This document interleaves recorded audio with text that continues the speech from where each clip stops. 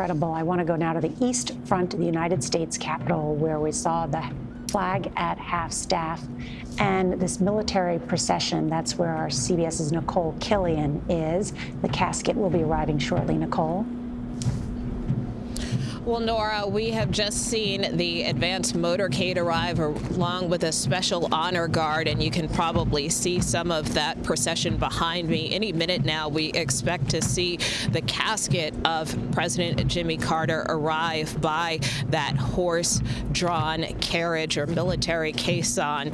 And what was remarkable about his journey from the U.S. Navy Memorial here to the Capitol is that that route mirrored his inaugural parade route back in 1977, where he was the very first president to step out and walk along that inaugural parade route. I spent some time at the Carter Presidential Library and Museum with the director, Meredith Evans, who talked about him being a trailblazer for doing that. I do want to pause very briefly as we watch this procession here.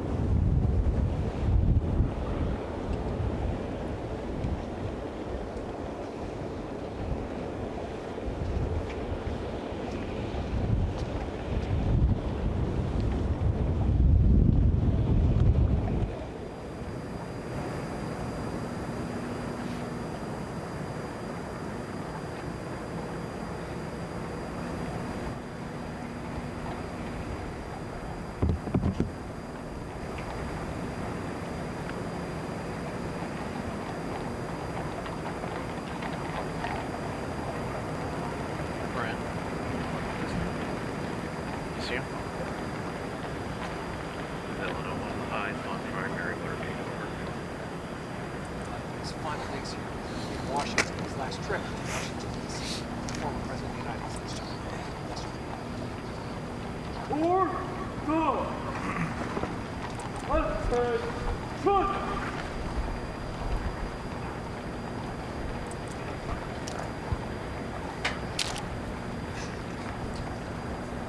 This incredible and solemn procession that we are watching right now as America pays tribute to former presidents when they pass, and just thinking about what an extraordinary month it's going to be here in Washington. As this is the east front of the Capitol. On the west front of the Capitol later this month, a new president will be inaugurated.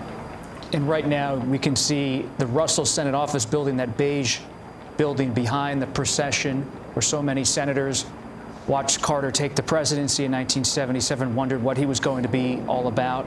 They're now passing by the steps of the United States Senate, walking towards the House of Representatives, and of course toward the rotunda, where thousands of Americans will pay their respects in the coming day.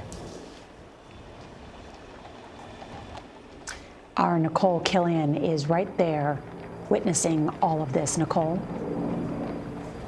Yes, it's quite a sight to see, Nora, as we watch this horse-drawn caisson move to the center of the East Front, at which point it will stop, and we will see ceremonial troops present their arms and render honors to the 39th president, at which point we will see his casket transported up the stairs of the U.S. Capitol towards the rotunda, where he will be joined by members of his family.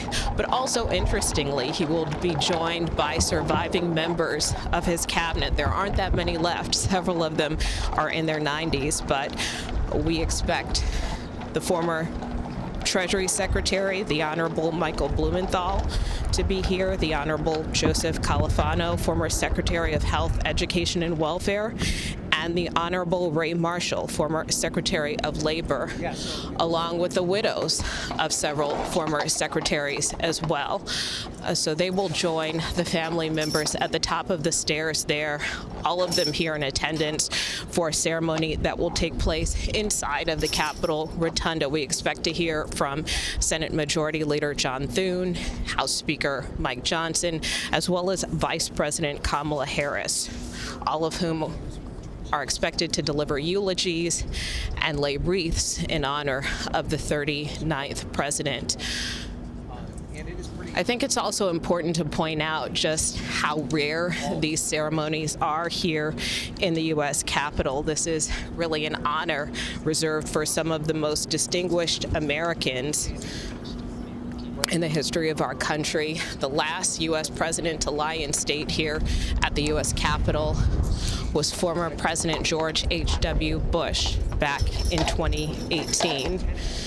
And I remember covering that, and many people from all walks of life, all political stripes, came out during that period to pay their respects. We expect the same to happen again once President Carter lies in state here at the U.S. Capitol, where following today's ceremony, members of the public will also get a chance to pay tribute. But important to note that this isn't just an honor reserved for presidents, but ordinary Americans as well. Those who have served our country in such a tremendous way. And today we honor the 39th president, Jimmy Carter.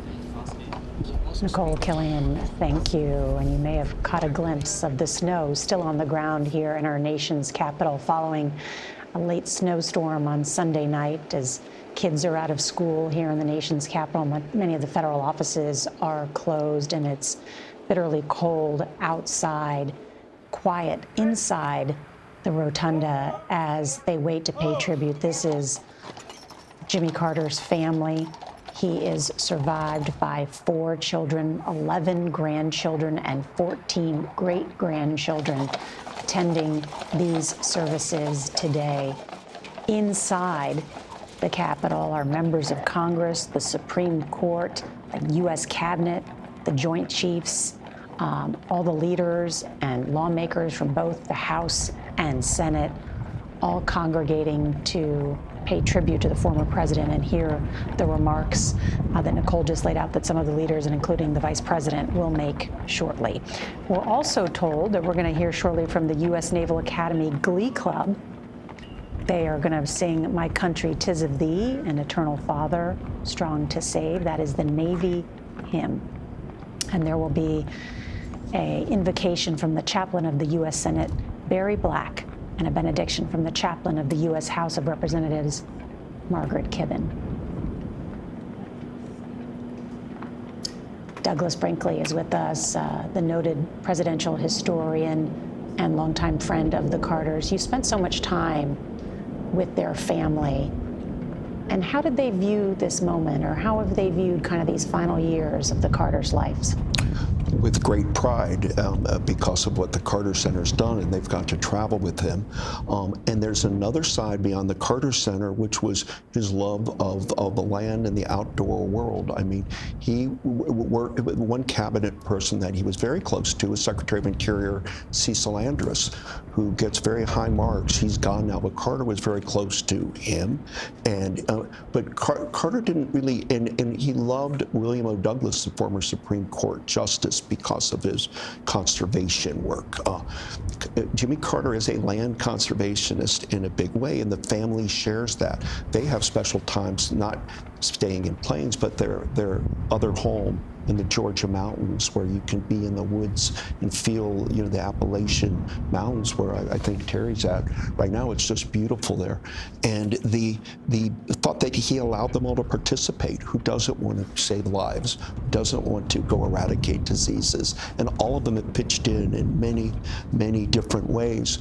And remember, he should have won the Nobel Prize for Camp David, but he didn't get it till his ex-presidency. Anwar Sadat and Menachem Begin won it. Carter would have been a Nobel-winning foreign policy president if not for a kind of a snafu by the Nobel Committee. But today we're honoring not just President Carter, but a global humanitarian and a Nobel Peace Prize winner.